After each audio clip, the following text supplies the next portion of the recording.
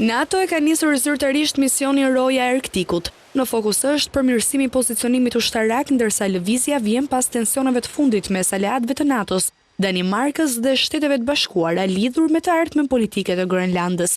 Pas nisjes së misionit, komandanti suprem i forcave aleate të NATO-s për Evropë, Aleksus Grinkeviç, tha se Roja e Arktikut vën në parë përkushtimin e aleancës për të mbrojtur anëtarët e saj dhe për të ruajtur stabilitetin e një nga zonat që në aspektin strategjik janë më të rëndësishme dhe mos sfiduese nga aspekti mjedisor në botë. Misioni do të shfrytëzojë fuqinë e NATO-s për të mbrojtur territorin dhe për të siguruar që Arktiku dhe Veriu i Lartë të mbeten të sigurt, tha ai. Ende nuk dihen detaje se sa shtete anëtare të NATO-s janë përfshirë në këtë mision si dhe trupat e angazhuar.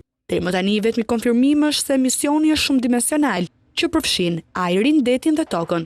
Misioni Roja e Arktikut vjen pasi NATO ka formuar misionet të ngjashme në vitin 2025 që janë ende në zhvillim më sipër në detin Baltik, si përgjigje ndaj sabotimit të dyshuar rus të kabllove në New York dhe në krahun lindor të aleancës pas inkursioneve me dron rus në Poloni në shtator të vitit të kaluar.